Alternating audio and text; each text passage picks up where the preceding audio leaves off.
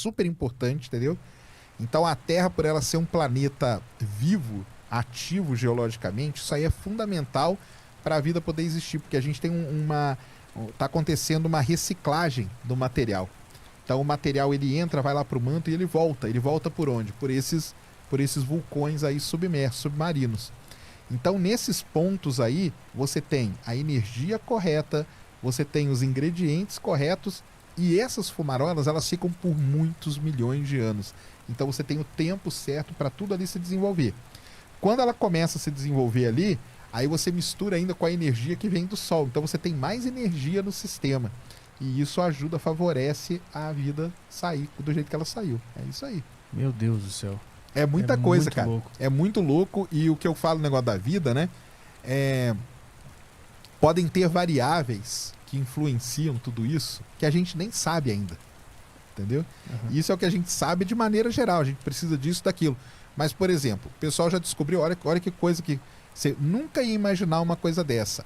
Num determinado momento da história, a nossa Lua, ela ficou numa determinada posição, mais perto da Terra e tudo mais, e isso foi fundamental porque ela chegou a proteger a Terra num momento que o Sol estava muito ativo, expelindo muita radiação. Se a Lua não tivesse nessa posição, essa radiação podia ter sido prejudicial para a vida se desenvolver.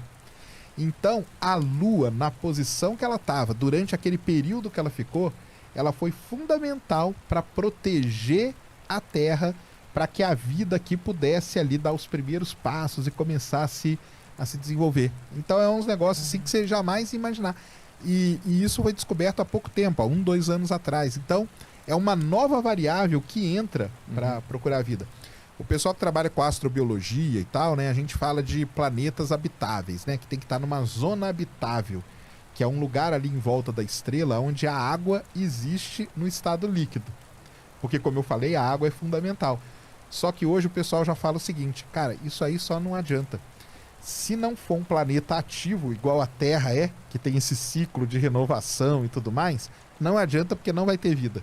Não vai ter uma vida igual a nossa ou não vai ter nenhuma vida? Não vai ter nenhum tipo de vida. Mas não pode ter um tipo de vida que precisa de outro conjunto de regras? Aí é o que o pessoal fala. Pode ter, mas a gente não conhece, né? Uhum. Aí a gente não conhece, mas pode ter sim. Vendo tudo isso, tu acredita que a vida é uma grande cagada, um grande rabo que deu, ou a gente é especial, existe alguma coisa por trás de tudo isso? Então, né, que isso aí é bem complicado. Eu acho que aqui na Terra foi aonde todas essas variáveis aí acabaram se combinando da maneira corretinha para que a vida pudesse surgir. Mas isso foi sorte ou existe... Eu acho que foi o acaso, cara. O acaso, não tem nenhuma consciência por trás disso, nada? Eu acho que não. Eu acho que foi o acaso mesmo. E calhou de ser aqui e da gente estar aqui, entendeu? E como é que tu lida com o fato de tu entender que a vida que existe é um mero acaso? Como é que isso não te incomoda? Não me incomoda não, cara. Não? Acho que não. Caralho, é por isso que eu entendo os caras da Terra plana. Porque se tu fala pro cara que a vida de todo mundo é um mero acaso, o cara enlouquece. Ele fala, não, eu tenho que estar no centro disso aqui. Então, tem um vidro em volta de mim, eu sou especial. Eu entendo perfeitamente o raciocínio. Então, é esse raciocínio dele. Não, mas eu acho que é um acaso, cara. Eu lido bem, cara, porque eu penso desse jeito mesmo, entendeu? Eu penso que é aonde todas essas variáveis se combinaram. Cara, imagina o seguinte, a gente tem a nossa atmosfera, né? Nitrogênio, oxigênio. Se tivesse 2% a mais de oxigênio, será que a gente estaria aqui? Será que a gente seria desse jeito? Pode ser que a gente fosse diferente. Pode ser que não fosse uma vida, podia ter vida, mas a vida não chegaria a evoluir, como a gente fala que a nossa vida é evoluída, não é micro-organismo nem nada. Pode ser que a vida não tivesse evoluído da maneira que ela evoluiu. E mudar um rumo, assim, pegar um caminho diferente. Um caminho totalmente diferente, exatamente. Entendeu? E nós também somos um desses caminhos, né? Somos uma das variantes possíveis. E foi Exato. que deu uns caras com 2 pernas em pé. Foi isso que deu. É desse jeito. É isso aí. Então, vendo por esse lado também, pode ser que, de verdade, nós sejamos a única forma de vida que existe, porque... Exatamente. o pessoal fala, né, que isso aí o pessoal fala comigo, mas você não acredita? Eu não acredito que tenha vida em outro. Eu acho que a vida evoluída, né, nós somos os únicos. O pessoal agora vai detonar a gente. Dentro de todo o universo ilimitado e infinito? Aí que é o negócio. O pessoal, mas o universo é infinito, vai ter. Eu falo, cara, mas as variáveis para a vida podem ser infinitas também. E a gente não sabe. E aí? Sim, aí, se for, então tem vida pra caralho. Por aí. Ou não, né? Mas se elas forem infinitas? Se elas forem infinitas, as variáveis, você não sabe quantas variáveis são e como elas têm que estar combinadas, entendeu? Ah, tá. Então as variáveis... Peraí, as variáveis para Não, calma. O conjunto de variáveis para criar uma vida, elas podem ser infinitas? Podem ser. Tá, então se é isso, se tu pode ter infinitas possibilidades de ter vida, então é mais provável que tenha vida em outros lugares. Não, mas não é a infinitas possibilidades de ter vida. Eu falo assim, que para a vida ser evoluída do jeito que a gente tá, se você souber exatamente quais são as variáveis, aí fica fácil de você encontrar ela no universo. Uhum. Mas se você não souber, entendeu? Um conjunto específico. Um conjunto específico. Tá, aí tu não consegue identificar... Aonde que tenha. Entendi, exatamente. mas pode ser que lá no outro lado do universo, XXYZ seja uma forma de ter vida. E aqui é XXZY. Não, aí beleza. Entendeu? Aí sim. Pode ser que exista um lugar onde o conceito de oxigênio nem existe. Os caras não precisam respirar, pode ser. Só vivem. Então, esse é um grande negócio que tem. E até quando eu faço vídeo falando de vida, eu falo, pessoal, eu faço um disclaimer antes, entendeu? Eu vou falar de vida como a gente conhece aqui, essa nossa, entendeu? Tá? A vida é uma outra... NH3 não é amônia? NH3 é amônia, cara. A vida pode ter começado muito bem dessa maneira. Para esses caras... A amônia, tá aqui. Para esses caras que estavam lá em 1952, tá? Então volta ali no Miller e Urey Experiments, ali no Wikipedia. Então aqui vai contar todo o negócio. Vai descendo aí, ó, o experimento deles, ó. Formou 20 diferentes aminoácidos. Ó que legal, ó. Tá vendo? Aqui tem até, ó, um descritivozinho do experimento, tal, mas pode ir embora. Não tem muito problema. Metano, água. A química do experimento, tem toda aqui a reação química que foi feita, tá? E outros experimentos. Isso aqui que é legal. Olha aí, ó. Vários outros experimentos foram feitos a partir do experimento do Miller e do Urey. Tá bom? Beleza? Tá tranquilo até aí? Não, isso aqui não é simulação não, cara. Tá? Fósforo é P, né? Eu falei o quê? Potássio? Ah, é fósforo. Foi mal. Isso aí. Então tá aqui, ó. Tá? Tem vários experimentos que foram feitos. Aí o que acontece, cara? O tempo foi passando e nós fomos aprendendo várias coisas. Nós começamos a investigar o fundo do mar, nós começamos a ver várias coisas acontecendo e tudo mais. E aí, meio que essa ideia aqui do Miller e do Urey ficou para trás. Por quê? Porque aí veio a nova ideia de como a vida surgiu na Terra. Põe aquela figura lá que eu te mandei. Uma outra, É. né? Isso aí. Então veio a outra ideia de como a vida surgiu na Terra, que é essa figura super simples de você entender. Olha aí. Só o cara faz uma figura dessa, não é fácil pra caramba de entender? O que é isso aqui, galera? Isso aqui é a ideia das fontes hidrotermais, tá? As fontes hidrotermais.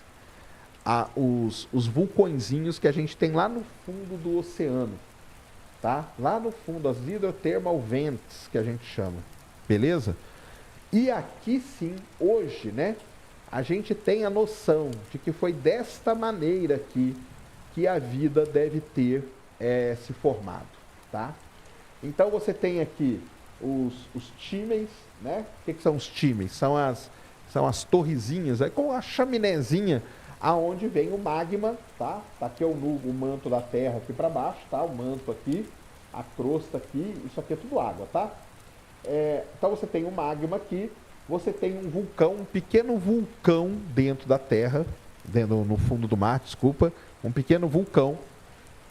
Começa a sair material por esse vulcão aqui, ó. Começa a sair material por aqui, ó. Material superaquecido, ó, 350 graus, tá vendo? Esse material ele chega e ele encontra aqui a água do mar, tá?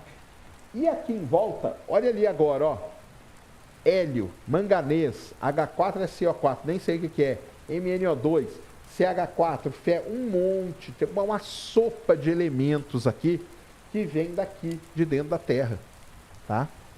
Quando ela encontra a água que está aqui, a água, para a vida é uma receita de bolo. A gente precisa da água, que é o solvente, a gente precisa dos ingredientes, que é essa sopa de elementos aí, e a gente precisa da energia, tá? Aqui você tem a água do oceano, os elementos e a energia vindo aqui do fundo do mar. Beleza? Então, essa é a ideia de como a vida... E a vida começou a se formar aqui ó, em volta. Ó.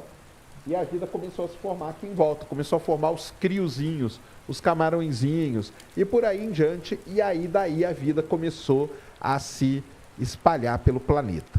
Então, ácido silícico, né? É isso aí. Então, começou assim. É uma das ideias. Como a vida surgiu na Terra? Voltamos para outra pergunta. Como a água surgiu na Terra? A gente não sabe.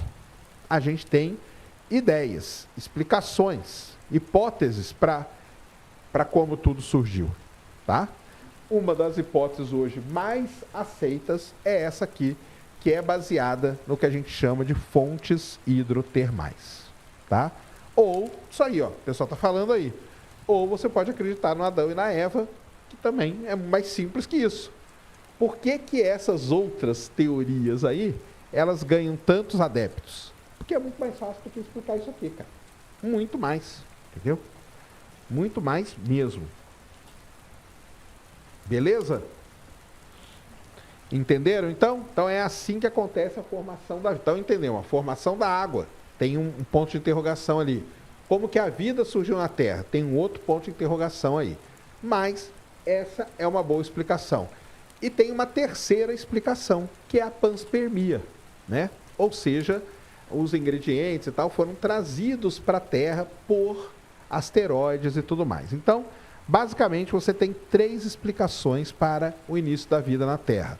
A sopa primordial, que é a pocinha, é o Miller e Urey, tá? As fontes hidrotermais, ou os hidrotermal vents, que é esse desenhão aqui, ou a panspermia, que seria uma outra ideia de formação da vida na Terra. Beleza? Não vou entrar em vida, onde que ela formou, como que ela se desenvolveu, isso aí é uma coisa do pirula, tá? Minha parte termina aqui, falando para vocês como a água pode ter surgido e como a vida pode ter surgido. Beleza? Até aí, tranquilo?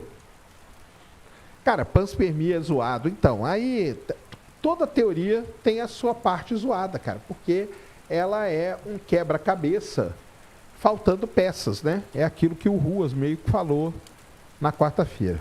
E origem da vida, que aí é pior ainda, né? Suposição em cima de suposição. Porra, a origem da vida é muito complicado. Mas eu comecei a ler sobre e eu fiquei fascinado. Eu fiquei, tipo, cara, tem muita informação nova também. Porque é outra coisa, assim, maluca que começa a surgir informação e provavelmente, talvez, com esses dados que a gente vai ter de volta e essas perguntas novas que a gente vai poder se fazer, talvez a gente consiga, pelo menos, sabe, dizer, isso descarta isso aqui, ou isso aqui a gente vai ter que investigar mais. Mas é a origem E que é das coisas mais importantes, né? Que a gente quer saber é a origem da vida, né, cara? E é muito difícil, né, cara? É muito complicado, não sabe, né, cara? Eu vou dar o braço a torcer para os inimigos da panspermia em um ponto. Vamos supor que a gente descobre que a vida na Terra não surgiu na Terra. Ela veio de algum outro lugar através de panspermia. É meio triste, né? Porque a gente continua com o problema da biogênese. De onde a vida surgiu, de fato. Exatamente. Então, mesmo que a gente responda e descubra que a vida na Terra não começou na Terra, a gente ainda tem mais uma pergunta muito grande para responder. Isso parece não tirar a gente do lugar. Só vai mover a gente para algum outro domicílio inicial. Exato. Mas será que a vida da panspermia, o que você tem lido aí, será que a vida ela veio tipo meio pronta ou veio os elementos para a vida e aqui encontraram as condições para virar a vida? Até onde eu li agora, a hipótese mais favorável, que parece ser melhor corroborada, é a dos elementos blocos de construção. Beleza. Nucleotídeos, talvez algumas pré-moléculas que poderiam virar RNA. Moléculas pré-bióticas, né? Alguma coisa assim. Só que a parte de transporte de vida em si ainda é bem assim, a zona cinza que parece ser a parte mais difícil de toda a ideia, sabe? Exatamente. Tem os trabalhos aí, que aí a galera fica maluca, que encontraram pedaços de RNA em vidro vulcânico aqui na Terra, né? Então pode ser que... Porque dentro aí do pessoal que estuda, busca por vida aí alienígena e tal, né? Ou pelo menos por planeta habitável, vamos dizer assim, uma das coisas que o pessoal já viu é que tem que ter vulcão e tem que ter tectonismo. Isso aí é meio que fundamental. E aí, quando descobriram essas moléculas pré-bióticas aí que a gente fala, né? Ou pedaços de RNA dentro dos vidros vulcânicos que eles preservaram, e aí o pessoal foi em laboratório, fez os testes lá e viu que realmente dava para criar, entendeu? Então os caras começaram a mostrar que vulcão realmente era um negócio muito importante nessa... Pequenas fornalhas da vida. Exatamente. E eu gosto muito de vulcão, então fica aí, tomara. E a gente tem também um problema sério na Terra, porque os registros fósseis só levam a gente até certo ponto, né? E muito provavelmente a Terra tinha vida um ponto para trás, só que a gente simplesmente não tem dados para corroborar isso. Então, assim, não existe nada que diga que não é impossível, mas a gente simplesmente não tem registros fósseis que possam, realmente tinha vida já nesse ponto da Terra. Por isso, às vezes, a gente vai procurar, sei lá, a data de quando a vida na Terra surgiu. E eles botam aquele range, o intervalo. Mas é um intervalo de uns 400 milhões de anos, sabe? Não é um intervalo pequeno, porque é justamente a incerteza onde a gente não tem os registros fósseis. Exatamente. Não tem mesmo, né? Porque... E aí é aquele negócio, né? Ainda bem que não tem, né? Porque a Terra é viva, né? E aí por isso que a gente tá aqui também, né? Porque se tivesse o registro, não ia ser a gente que ia ver. Né? Se é em Marte, por exemplo, o registro tá lá registrado, né? A descoberta de vida em Marte, morta ou viva, seria a pior descoberta da humanidade. A pior, você acha? A pior. Por quê? O grande filtro. Sim. Se a gente descobrisse fósseis de organismos multicelulares em Marte, o grande filtro está na nossa frente. Não, desculpa, o grande filtro passou da gente, ele provavelmente não é o surgimento da vida, então provavelmente a gente ainda vai passar por ele. Agora, se a gente descobre vida unicelular fóssil, por exemplo, a gente já passou por um dos grandes filtros. Isso não quer dizer que não tenha outro. Exatamente. É que vem uma explicação, que é essa explicação mágica, entendeu? Exato. Chega um momento que o cara fala, ele tira a carta, sabe? Ele tira a carta aqui do poder. Já vi essa da carta aí. A dos ETs também é pseudociência. Também é uma pseudociência tanto quanto. E é possível que os ETs existam. Entende? Vamos pegar os ETs, é um bom exemplo por causa disso, porque os ETs não quebram o princípio de materialismo da ciência. Os ETs seriam coisas materiais, mesmo que eles sejam energéticos, mas eles seriam materiais, né? Já que fóton é considerado matéria ainda? É a partícula da luz, ué. Exato. Então, quer dizer, você tem toda essa questão de não quebrar a materialidade. Então, vamos deixar os ETs como boa explicação. Os ETs estão interferindo na evolução, criaram a vida e tal, não sei das quantas. Plantaram a gente aqui. Plantaram. Já viu Evangelion? Tu gosta de anime? Puta, não sei nada de anime. Então fudeu. Quem gosta de Evangelion vai entender o lance de plantar a vida. Tá. Tudo bem, né? Mas, enfim, quando você tem essa explicação... Já viu Evangelion? Não, foda-se, vai. Tá. Os ETs, então, eles não quebram a materialidade do princípio. Então, beleza, materialismo metodológico, estão os ETs aqui. Só que não há nenhum bom motivo para você colocar a explicação dos ETs nisso daqui. Até porque ela também não explica. Ela só chuta o negócio para longe, mas ela também não explica. Se você tiver... Para você dizer que foram os ETs, você precisa primeiro ter uma evidência material de um ET. Ou de que seja algo... Por exemplo, as pirâmides não existem, né, cara? É verdade, são hologramas. É um estúdio, um chroma key gigante. Quer um exemplo? Por exemplo, uma coisa Sabia que tem gente que acredita nas pirâmides? É verdade. Eu sei, eu já falei com alguns. Por exemplo, a queda do asteroide lá de Chicxulub, lá no México. Quando os Álvares, né, que foi o pai e filho que estavam estudando lá, perceberam que tinha sido uma queda de asteroide, eles não sabiam que tinha sido Chicxulub, mas eles estavam observando ao redor do planeta camadas muito específicas que eram muito ricas no material irídio. Né? O irídio é um material que ele existe bastante aqui na Terra, só que no centro da Terra, né? no manto e tal. Ele não ele não tem muito na crosta, porque o que acontece? O irídio ele é muito pesado e ele se atrai com o ferro. Então, quando a Terra era líquida ainda, né, o irídio todo que estava por aqui, ele foi lá para dentro. Então, a crosta, quando secou, não tinha mais irídio nenhum. Então, praticamente todo o irídio que a gente tem na Terra, ele vem de fora. Ele vem de meteoritos, vem de asteroides, enfim, corpos que caem, né, aqui. E especialmente se forem férricos, né? Se forem ferrosos. Ferrosos. E aí, quando eles encontraram essa camada, eles falaram assim, cara, isso daqui não é daqui, isso aqui veio de fora. E mostrou-se correto anos depois, né? O pessoal estava desacreditando dos Álvares porque eles não tinham uma camada, não tinha uma cratera, até que os caras lá da Pemex lá acharam lá, né? Foram fazer lá no México lá, e aí os caras acharam. Mas, ou seja, proposta, hipótese e depois um teste que foi encontrado, né? Que é uma ciência histórica, então você tem que procurar. Né? A sorte é que, né, o pessoal que explora petróleo faz isso com frequência, com um fim, mas acaba encontrando outras coisas, né? Mas aí, quando você vê essa explicação, você dizer que veio de fora da Terra, o pessoal tava, né? A explicação veio de fora da Terra, é muito fácil isso. Quando você teve a evidência, beleza. Então, a hipótese dos ETs para criarem a vida, você tem que ter uma camada de irídio aí. Você tem que provar que os ETs vieram para cá de algum jeito. Entendi. Porque senão é uma hipótese tirada da bunda. É uma hipótese tirada da bunda. Que pode até ser verdade. Exato. Pode ser verdade, mas você não pode afirmar uma merda dessa. Porque se você afirma uma merda dessa, então tá bom, então a gente já respondeu. Não precisa explicar a origem da vida, não. Vieram os ETs e pronto, respondeu. Plantaram a gente aqui, tamo aí. E veja, eu não estou nem saindo do materialismo metodológico, porque os ETs seriam materiais. Então é irrelevante se isso aqui é Deus, se isso aqui é um monstro espaguete voador, se isso daqui é uma chinforínfola, entendeu? É completamente irrelevante. O importante não é ciência, porque você parte de uma explicação mágica com zero evidências materiais. O Iago me perguntou lá no Vilela se, e Deus nunca poderia ser ciência? Eu falei assim, pode, se ele virar matéria. Se Deus se materializar, a partir daquele momento ele pode ser mensurado, pesado, medido, estudado, colocado. Jesus não serve? Então... Cadê Jesus? Voltou pra lá, pô.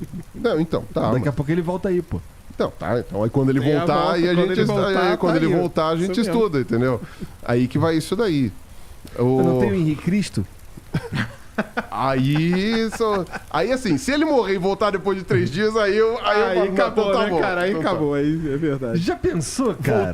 Voltei, né? Tipo, mas de novo, eu não estou dizendo que não existe, entendeu? Eu sou ateu, pra mim não existe. Poderia depois, se quiser abrir sobre esse assunto, eu posso explicar porque que eu acho que não existe. Mas eu não estou dizendo que não há um criador, um designer. Até que a evolução não foi guiada. Pode ser. Eu até falei isso no Vilela. Pode ser. Que a gente esteja errado nos nossos cálculos, tal, uma coisa assim. Pouco provável. Mas quem quiser acreditar, consegue encaixar. Não precisa necessariamente estar errado nos cálculos para que existam mais evolução. Exatamente. Não. Você poderia colocar ali. Fica indetectável. Mas também não quer dizer que não existe. Não é porque está indetectável que não existe. Mas vira aquela coisa que é o dragão da garagem do Carl Sagan. É isso aí. É o dragão da garagem, que o Carl Sagan falava. Você já deve ter ouvido essa história, do dragão da garagem, né? Falou assim, tem um dragão na minha garagem, beleza. Então, deixa eu ver. Não, ele é invisível. Então tá bom. Então eu vou medir ele com uma visão térmica. Não, o calor dele é indetectável. Então tá. Então eu vou medir ele com uma coisa auditiva para ver, não, ele não faz som nenhum. Então eu vou passar uma coisa para ver se o ar, ao se mexer... Não, ele não interfere no ar. Então eu cheguei e falei assim, então, da onde você tirou esse dragão? Entendeu? Como é que você sabe que tem um dragão na garagem? De onde você tirou, entendeu? Olha, faz o seguinte, eu tenho um remedinho aqui. Então, sabe, você tem uma série de coisas que você pode... É mais fácil explicar isso com o desequilíbrio de neurotransmissores da cabeça da pessoa que tá falando do dragão, entendeu? Do que do próprio dragão existir. Pode ser que o dragão exista? Pode. Você tem algum bom motivo para dizer que o dragão existe? Nenhum. Pode ser que Deus exista e assim... E agora eu tô falando do ponto de vista científico, não do ponto de vista de fé. Tá. E pode ser que ele tenha criado a vida e a vida não sei o quê? Pode. Pode ser. Mas não tem nenhum bom... Assim, se você coloca a hipótese de Deus nessa questão, entendeu? Você para de pesquisar aquilo que pode ser uma boa explicação. Entendi. E que tá na coisa. E pode ser o ET, e pode ser Deus, e pode ser qualquer coisa, entendeu? É isso que eu tô falando. É irrelevante isso, é irrelevante. Aí se você vai falar do que não, mas aí a Bíblia, não sei quanto, aí você já saiu e foi completamente pra religião. Mas o estudo da origem da vida, mesmo que seja uma origem química, você chega e fala assim, não, tá bom, lá na fumarola submarina você tem a momorilonita lá que juntou e aí isso daí formou a primeira membrana tal, aí sai lá você tem as peças para formar os primeiros aminoácidos, depois as primeiras bases nucleotídicas, tá, você vai formou. Você chega e fala, tá bom, ok, formou, tem uma explicação material, do mesmo jeito que o Newton descreveu a gravitação universal. O Newton descreveu a gravitação universal muito bem. Foi corrigido depois até, né? Quando teve a questão da própria relatividade, né? Mostrando que não funcionava em tudo quanto é lugar. Mas estava certo aonde funcionava. E o Newton questionou Deus em algum momento? Não. Então, você está dizendo que todo mundo que estuda a origem da vida é ateu? Eu não sei. Aí essa é uma pergunta que eu não sei dizer. Mas eu chutaria que não. Ele é muito importante e quem guia ele são os vulcões. Do diamante ao ser humano. Exatamente. Que doideira. Tanto que hoje, quem procura por planetas habitáveis, o pessoal já fala isso, fala quase todo dia. Você tem que procurar um planeta que tenha tectonismo, que é placa tectônica e vulcão. Porque não é todo planeta que tem isso? A gente não sabe, né? É. Aqui no sistema solar, só a Terra. Só a Terra tem? Talvez Vênus tenha tido no passado. Marte não tem? Marte não tem. Por quê? Porque ele é velho? Marte não tem porque Marte, ele rapidamente, o núcleo dele esfriou e ele não começou mais a girar, então ele não tem, ele é como se fosse uma crosta única, a crosta dele não é divididinha, entendeu? Qual que você falou? Vênus? Vênus pode ser que tenha tido no passado. Vênus é muito legal, cara. Sabe quantos vulcões a gente tem mapeado em Vênus? Não. 85 mil. Caramba. E Mas muitos se tem ativos. Vulcão, então tem movimento ainda. Então, essa que é a grande questão. Porque Vênus a gente não consegue ver a superfície dele, que ele tem uma atmosfera muito espessa. Mas é isso. Agora nós descobrimos que tem muitos desses vulcões em Vênus que são ativos ainda. Ah, é? É. Então pode ser que Vênus tenha movimento de placa tectônica. E por que a gente tem mais interesse por Marte do que por Vênus, você sabe? Por quê, né? É pela distância, não? É pela... Nem é pela distância, cara. É mais uma questão cultural, sabia? De Marte, é? Exatamente. Marcianos. Os marcianos. Porque é aquele negócio. Vênus a gente não vê a superfície, tá? Se eu aponto um telescópio para Vênus, eu vou ver uma bolota meio alaranjada. Não tem graça nenhuma, cara. Nenhuma. Quando eu aponto para Marte, eu vejo calota, eu vejo risquinho. É. E aí a imaginação Aquele humana... rosto, lembra que o pessoal É, achava que era um rosto? Exatamente. E foi essa ideia de ter canais, de ter coisa que levou para a linha de Marte ter vida. Mas o Carl Sagan, a tese de doutorado dele é vida em Vênus. É mesmo? Nas nuvens de Vênus. Porque Vênus, tudo bem, é muito quente e a pressão é muito grande. Mas nas nuvens, tem um nível nas nuvens de Vênus que ele tem a pressão de 1 atm e a temperatura na casa dos 20 graus Celsius, que é igualzinho à Terra. Então ali, o Carl Sagan, na tese de doutorado dele, lá na década de 70, mostrou que a vida poderia se desenvolver ali, entendeu? E aí os vulcões são importantes, porque eles estão alimentando aquelas nuvens com elementos, entendeu? Que ajudam a vida a se desenvolver. Para a vida existir, pessoal, a gente tem que ter um negocinho, uma palavrinha muito legal que a gente chama de CHOMPS, que é carbono, hidrogênio, oxigênio, nitrogênio, fósforo e enxofre. CHOMPS, entendeu? Se você tiver água e esses 6 elementos, a chance da vida iniciar é muito grande, entendeu? E da onde que vem o enxofre, por exemplo? De vulcão. Também? Também. Joga muito enxofre na atmosfera. Então, a ideia do Carl Sagan sempre foi ter vida nas nuvens de Vênus, cara.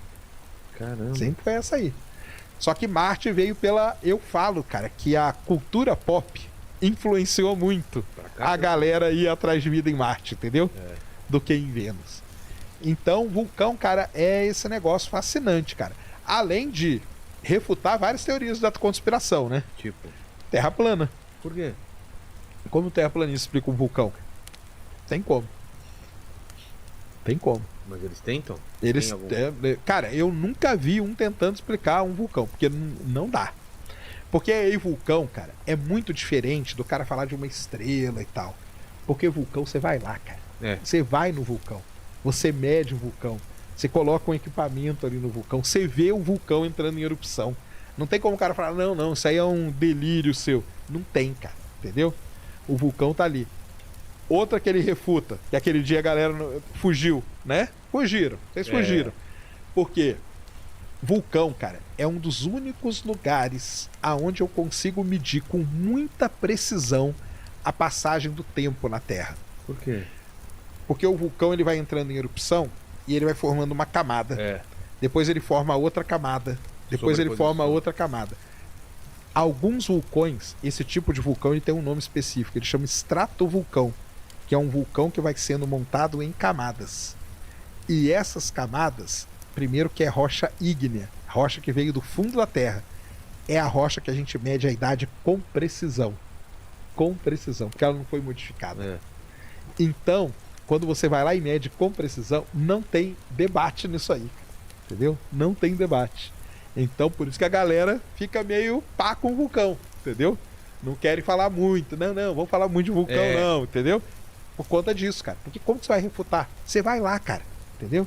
Você vê o vulcão. Você anda nas camadas.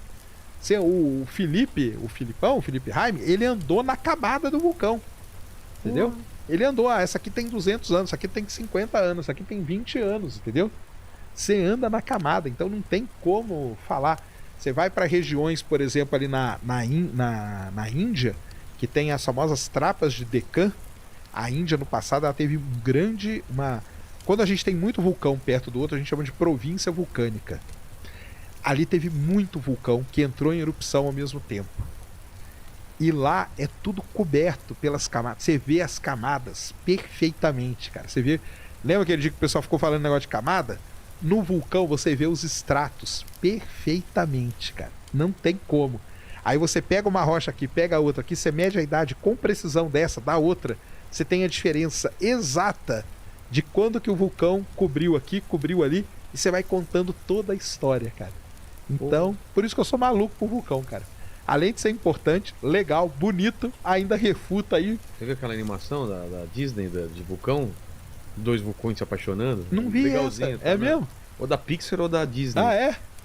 Você já viu isso, Paquito? Depois vê o nome aí, tá na Disney Plus, eu vi lá. É mesmo? É muito louco. Vulcão é um meio- negócio sensacional, cara. bonitinho. E é muito importante, cara, pro planeta, para reformar esse negócio de reformular a crosta da Terra, ciclo do carbono, todos esses ciclos aí. Vulcão é jogar elementos, trazer elementos, enriquecer o ambiente com outros elementos, entendeu? Então é muito. Fora economicamente. Por quê? Os melhores terrenos do mundo são em terrenos vulcânicos. Porque é muito fértil? Muito fértil, porque é muito rico em sais minerais, cara. Muito rico. O melhor charuto do mundo falam que não é de Cuba. Não, Falam que é da Nicarágua, por causa disso? por causa dos vulcões da Nicarágua. A folha que nasce ali naquele terreno é a folha que o pessoal faz os melhores charutos do mundo. Ah, os maconheiros então também devem plantar lá pra ter o Exato. melhor, né? Terra roxa, ouviu boa. falar na terra roxa aqui no Já. Brasil? Terra roxa é terra vulcânica. É o basalto Que é aqui o da mesmo. bacia do Paraná. O pessoal fala que é Ué, a mais fértil possível. Mas é tanto que o Paraná não foi líder de produção de café durante décadas aí Terra no mundo. roxa, então é isso. Terra roxa é a terra vulcânica. É a melhor terra que tem. É super fértil porque é muitos sais minerais, cara. E as plantas adoram. Por isso que aí tem o interiorzão do Brasil aí, que é boa parte na bacia do Paraná, é onde a gente planta tudo, é onde vai tudo bem, cara. Você joga qualquer coisa na terra roxa, é ruim pra casa. Pra casa? É, porque lá em Londrina, que é a minha terra, lá é terra roxa. Sei. E eu lembro direitinho da minha avó, saudosa avó, que ela ficava pistola com a gente, Por quê? porque a terra roxa suja tudo. Ela encarde, tá. cara. Ela encarde. Pega e não sai. Não sai. Você vai no terreno assim e volta com o pé sujo com a terra roxa e pisa em casa, acabou, cara. A casa fica toda. Pra limpar. É terrível, fica encardido mesmo. Mas é o melhor terreno que tem. Por isso que é difícil tirar as pessoas de perto de vulcão. Porque muita gente quer morar perto do vulcão, porque o terreno é muito bom, é muito fértil, cara, muito fértil, entendeu? Então tem todo esse lado aí. Além de tudo isso, ainda é bom, muito bom pra economia. Só que é perigoso, né? Tem que ter cuidado. Com certeza. Ainda mais, tem outras coisas também. Regula o clima na Terra. Por quê? O clima na Terra é muito regulado por vulcão. Porque vulcão, cara, em 1991, entrou em erupção eu sempre confundo Indonésia ali com Filipinas, tá, galera? Mas é para aquela região ali, o Pinatubo. Já ouviu falar no Pinatubo? Já. Pinatubo foi uma das maiores erupções recentes de vulcão que ele ajudou. Olha só que legal. Ele joga muita partícula na atmosfera. E aquilo ali acaba ajudando a dar uma esfriada no planeta. Entendeu? Porque vem menos sol? Vem menos sol e tal, por um período, e aquilo ajuda a dar uma resfriada no planeta, entendeu? Então o vulcão ainda ele pode fazer esse controle. Entendeu? Ele pode ainda fazer esse controle. Dá pra gente forçar uma erupção com bomba atômica, com alguma coisa? Dá pra forçar? Não dá. Ah, deve dar. Mas é perigoso. É perigoso porque você não sabe o efeito. Exatamente. Você não sabe o efeito colateral disso. Tá. Entendeu? Então não é bom mexer com essas coisas. Filme, né? Os caras. Já vi algum filme os caras. Não, em filme, o núcleo, eles mergulham. Não, aí o núcleo é pior ainda. O núcleo é quando o núcleo da Terra parou para o campo magnético. Exato. Aí eles fazem uma missão para entrar e jogar bomba atômica no núcleo para ele reativar. Reativar e aí os caras são bons, hein? Mas sabe por que eu gosto desse filme? Porque o protagonista é geofísico. Sério? É a minha formação, exatamente. Olha só. Ele é geofísico. Tem um filme que os caras fazem um elevador que vai de Londres à Austrália, alguma coisa assim. Esse eu não vi, não. É o Vingador do Futuro, versão atual aí. Ah, é? É, tinha um que ele vem descendo, a gravidade ele fica cruza? zero e depois vai pra lá até a Austrália. Olha só, isso eu não vi, não. Olha que doideira. Inverte, então. O cara investe no meio da viagem. No meio da viagem inverte a gravidade. Ideia de como a vida surgiu na Terra ainda, de uma forma assim definitiva, entendeu? A vida microbiana, eu tô falando. E como essa vida chegou a ser o que a gente é, pior ainda. A gente não tem a menor ideia. Mas e a evolução? Eu achei que a evolução é uma outra história. A evolução, a gente já era seres multicelulares e tudo mais. Antes disso, a gente tem que ter uma vida microbiana. De uma sopa lá. De uma sopa primordial, que o pessoal chama. E aquelas bactérias e tal tiveram que virar organismos multicelulares, tiveram que virar organismos mais complexos, tiveram que ir para a água, tiveram que desenvolver várias... Tudo isso já é uma estrutura muito complexa, mas muito complexa. Até chegar a ser um ser inteligente, né? Vamos dizer que nós somos inteligentes, é muita coisa. Então, imagina que a vida é uma equação. Vamos supor que é uma equação matemática. O que você precisa para ter vida? Bem, vamos lá. A gente precisa de 6 elementos básicos. Primeiro, que é carbono, enxofre, hidrogênio, nitrogênio, oxigênio e... água. Não, água é o solvente. Água é o solvente, não. A gente precisa de 6... cientista aqui, né?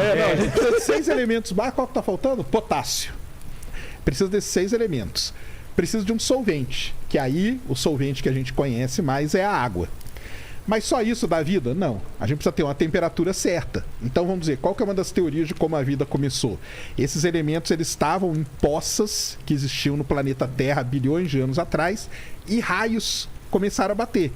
O raio, ele é uma descarga de energia muito grande concentrada. Ele seria capaz de fazer com que isso se misturasse e começasse. É isso que eu ia falar. Muito Frankenstein, né? Caiu lá. E a panspermia? A panspermia é uma outra ideia. A panspermia é que a vida ela é transportada por objetos. Então, cometas, asteroides, eles levam a vida de um lugar para o outro. Tipo o passarinho que... Exatamente. Caiu um cometa aqui com as... Exatamente. Então, já começa por aí. Tem que ter esses 6 elementos, tem que ter água, tem que ter a energia para isso tudo começar. E aí depois, cara, tem muita coisa. Hoje a gente já sabe que para um planeta ser habitável, se ele não tiver placa tectônica, esquece. Por quê? Porque a placa... Todo mundo conhece o ciclo da água, né? Que você aprende ali na 5ª série. O ciclo da água é legal. Só que para a vida, o principal deles é o ciclo do carbono. A vida... Tudo, ó. Só um disclaimer aqui, tá, pessoal? A vida da maneira como a gente conhece. tá? Se tiver uma vida aí... Baseada em silício, por exemplo, aí é uma outra papo. Mas a nossa... em Nutella com... E tem até níveis de, assim, níveis de percepção de inteligência. A gente tem a inteligência que a gente conhece, que a gente não, aí classifica como isso aí é uma outra... inteligência. Isso aí é uma outra... Mas eu nem tô chegando na inteligência, eu tô falando da vida Tudo isso que a gente tá falando é baseado no que a gente conhece como vida. Mas calma, por a vida ser muito complexa na Terra, que você não acredita em vida, me explica Cara, isso. então, vamos lá. São variáveis assim que, primeiro, a gente nem conhece todas. A gente conhece, e até, por exemplo, semana passada descobrem uma nova. Hoje o pode quê? Uma nova o quê? Uma nova variável. É mesmo? Por exemplo, Tipo o quê? a Lua pode ter tido campo magnético, que é uma novidade. E isso pode ter sido fundamental para a vida. Porque na hora que a Lua tinha campo magnético, o campo magnético da Lua ajudou a proteger a Terra num momento crucial em que o Sol estava muito ativo. E aí deu tempo da nossa vida aqui, ela dá um passo a mais em toda essa cadeia evolutiva, vamos dizer assim, entendeu? Se não tivesse campo magnético a Lua, talvez a gente não estivesse aqui hoje, entendeu? Por exemplo, você acha que o impacto de 66 milhões de anos atrás foi bom ou foi ruim? Pra vida? Pra vida. Ruim. Ruim, foi uma extinção em massa. Mas graças a ele que os mamíferos começaram a surgir. Se não fosse ele, não teria mamífero. A gente não estaria aqui. Então, se o asteroide, um asteroide saiu lá do cinturão de asteroide e bateu na Terra. Se ele erra a Terra, cara, como que seria? A gente não estaria aqui. Talvez a gente não estivesse aqui. Mas uma questão, por exemplo, a gente está falando de configurações. A gente falou tudo de uma configuração que resultou na vida que a gente conhece aqui na Terra. Só que na galáxia, se eu não me engano, tem 400 bilhões de estrelas. Mas aí a gente começa a limpar. Por exemplo, não é qualquer estrela que pode ter vida. Tipo o paradoxo de Fermi. Tem que ser uma estrela parecida com o Sol. Só aí você já limpa um monte. Isso é. A estrela tem que ter planeta. Só aí já limpa mais um monte. Tem que ter um planeta numa zona habitável. Mas aí a gente tá falando de uma galáxia. Mas, pô, tem... Mas aí você vai limpando, cara. Na hora que você vai fazendo essa limpa aí, vai chegar... O pessoal fala assim, não, mas a possibilidade é infinita. Ela não é infinita. Porque se a gente considerar todas... Aí... Mas você acha grande a possibilidade de ser só a gente, Sacani? Eu acho, cara. Você trabalhou na UFO, você achava isso também? É sério, calma, mas aí você deu um pulo muito grande. Eu queria saber se o editor da UFO, na época que eu lia, ele acreditava nisso ou ele mudou de opinião durante o tempo, entendeu? Sim. Exatamente. Você trabalhou na UFO, então? Trabalhei na revista UFO. Cara, trabalhei na revista UFO ali no começo e meados da década de 90. Onde eu comprava? Eu comprava muito essa revista, cara. Você separava pra mim, porque só eu comprava no bairro. Coisa que eu escrevi lá. Mas voltando, o negócio é o seguinte, por exemplo, aí não é qualquer planeta. O planeta tem que ter placa tectônica, tem que ter atmosfera, tem que ter uma lua grande igual a nossa. Porque a nossa lua, ela não é a maior do sistema solar, mas ela é maior em proporção ao planeta. Ah, é? Então, aí vai... Quantas coisas eu falei aqui já? Umas, sei lá, 15. Cara, e eu não falei nenhum milésimo. Não tá num lugar tão quente nem tão frio. Nem tão quente, nem tão frio. Tem que ter atmosfera, tem que ser de um tamanho tal. Tem que ter água numa salinidade tal, num pH tal. Tudo. Aí você vai colocando essas variáveis todas, cara. No final, você pode concluir que a vida é meio que um acaso, cara. Tem várias hipóteses aí que tá, né? Então, né? Aliás, a minha apresentação eu até falo isso. É mesmo? Tem duas coisas muito importantes na Terra que a gente nem não sabe direito como começou. Uma é a água. Como que a água veio parar na Terra? Mesmo? Mas não veio de asteroide, não? Eu sempre ouvi isso, de cometa e tal. Então, tem uma dúvida muito grande com relação a isso. Que precisa de muito também, né? Essa que é a dúvida. É uma história muito legal o negócio da água, que é o seguinte. Primeiro, todo mundo imaginou que ela vinha de cometas. Porque o cometa é uma bola de gelo e tal. Aí... E pro pessoal saber que o cometa é uma bola de gelo e aquela cauda... É o gelo... É o gelo derretendo. Isso aí. Né? E não necessariamente ele tá derretendo para a parte do movimento para trás, né? Ele pode estar... sim. Porque se o vento solar estiver soprando para um lado e ele pode estar andando na direção do... Isso, tem cauda que forma na frente. Porque a gente imagina que aquilo lá é um negócio de movimento, né, dele. É porque, por incrível que pareça, nas fotos aparece uma outra cauda. É uma azul, né? Dá uma... Cara, é bonito pra caramba. Coloca aí uma foto do cometa boa que aparece as duas caudas, a branquinha e a... O cometa Leonard, do ano passado, foi bonito. Porque tem a cauda outra? A cauda de íons, que a gente chama. Isso. E a cauda de partículas de gelo, mesmo derretida da atividade do cometa. Só que o cometa, ele tem atividade para todo lado. Então pode ter coisa para frente, que é a cauda de gelo também. Em 86, quando o Halley passou perto da Terra, foi um momento muito especial e o pessoal mandou uma sonda. Aliás, a Agência Espacial Europeia, a sonda chamada Giotto. Sabe por que ela chama Giotto? Porque dizem que aquele quadro... mas tem umas melhores, com a cauda bem mais aberta, em triângulos. E tem um que coloca assim, cometa Leonard Double Tail. Ah, tá. Porque aí você vai ver as duas caudas assim. A Giotto. Por que chama Giotto? Porque dizem... Sabe o quadro dos Três Reis Magos? Sim. Quando eles foram visitar o nascimento do Cristo, Jesus, ali tem um cometa, ali em cima do quadro. Sim.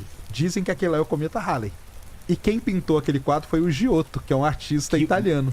Fizeram cálculo, mais ou menos bate 76 anos. Mais ou menos bate, que seria o Halley que estava ali.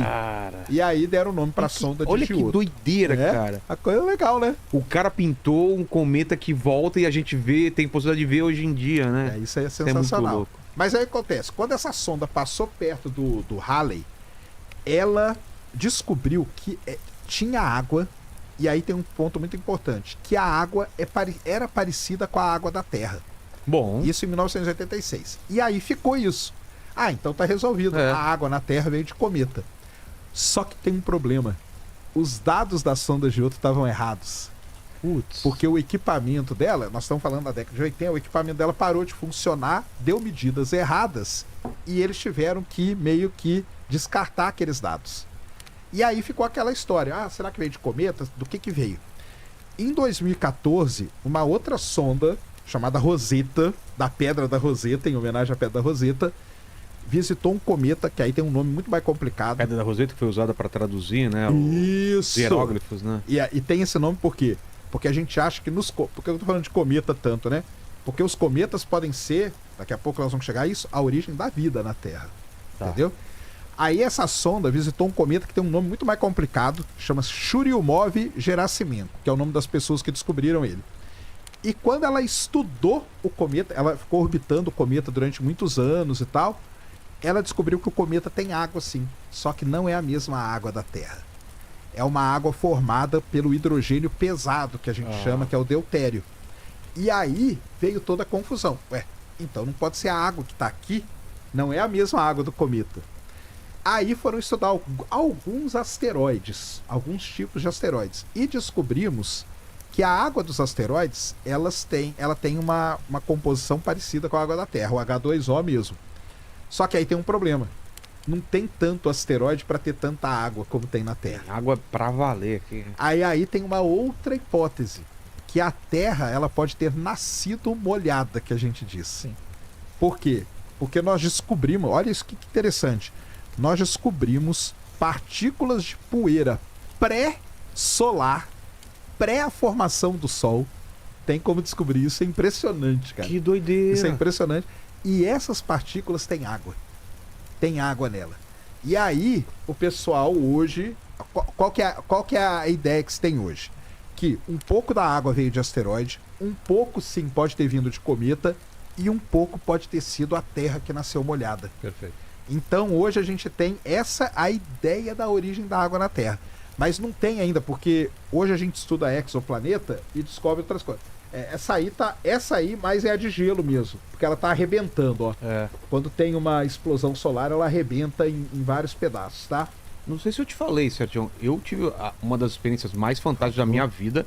Foi um cometa depois do Halley no Chile que eu peguei por acaso, que tava passando lá. Coisa mais linda do 2001, talvez. 2001 foi o Lovejoy, já te falei. Lovejoy, Que ano?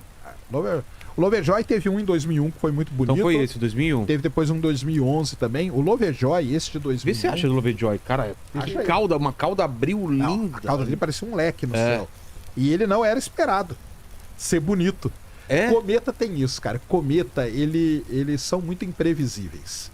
Então muita gente fala assim, o Halley foi uma frustração, eu não vi o Halley. Pagou a viagem de avião.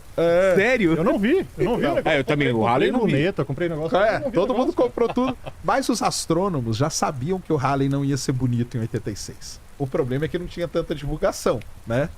Hoje, você tem que acompanhar o que os astrônomos falam. Então, de vez em quando sai assim uma notícia. Vem aí Olha, esse aí, ó. Olha que lindo. Lovejoy 2000. Isso aí que você viu. Que absurdo. Só que isso aí é foto da ISS, cara. Olha, essa foto da estação espacial. Mano. E você devia estar o quê? No Chile, né? Chile, lugar mais limpo. Chile foi o lugar mais lindo que esse cometa apareceu em 2001. A cauda Não, dele... tava cheio de astrônomo lá pra ir fotografar. Porque o que aconteceu? Na hora que o Lovejoy vinha vindo e ninguém dava nada pra ele. Na hora que ele virou por trás do Sol, a cauda dele explodiu, que a gente chama. E aí, quando o cometa vem, é o hemisfério norte que vê. Quando o cometa dá a volta no Sol, é a gente do hemisfério sul. Quando ele deu a volta e a cauda dele explodiu, todo mundo correu pro Chile e pra Argentina pra ver o cometa, cara. Que absurdo. Então lá encheu de gente. Eu vi esse cometa aqui em São Paulo. Dava pra ver? Dá pra ver aqui em São Paulo, cara. Então... Porque lá eu vi a olho nu mesmo. Aqui eu vi a olho nu também. Aliás, muita gente viu em São Paulo e achou que era alienígena. Porque não estava acostumado e vi aqui. Mas você viu na cidade de São Paulo? Eu vi na cidade. Mas não estava grandona a cauda, não. Mas dava pra ver. Bonito ele no céu. Então tem isso, cara. A origem...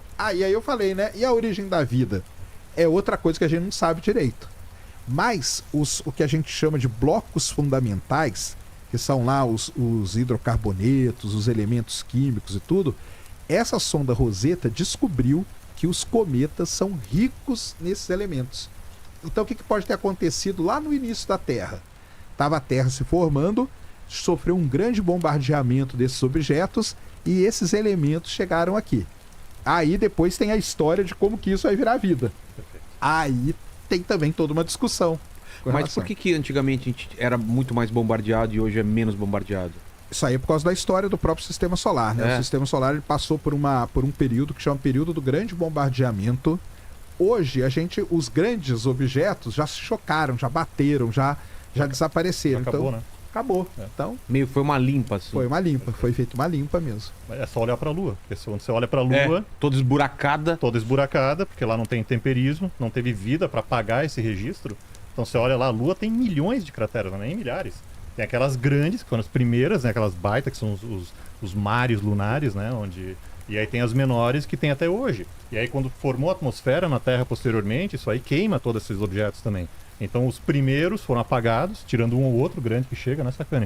Lá no Arizona, lá nos Estados Unidos que tem. É do Golfo do México, aliás. Mas o bombardeamento que a gente vê na Lua teve na Terra também. Por isso que a galera fica assim, não, mas é impossível que a vida, que os BBLs, que são os Building Blocks of Life, né, tenham vindo do espaço. É impossível que a água tenha vindo do espaço. Onde é que estão esses meteoritos, né, o pessoal fala, né, onde que está esse registro? Já foi. O pessoal esquece que a Terra é um planeta vivo, né? Então a gente tem placa tectônica que está sendo destruída, se formando, tem temperismo, tem um monte de coisa que vai apagando. Alguns ficam. A cratera, né, a Meteor Crater lá no Arizona é famosa. Só que aquela cratera do Arizona é 50 mil anos.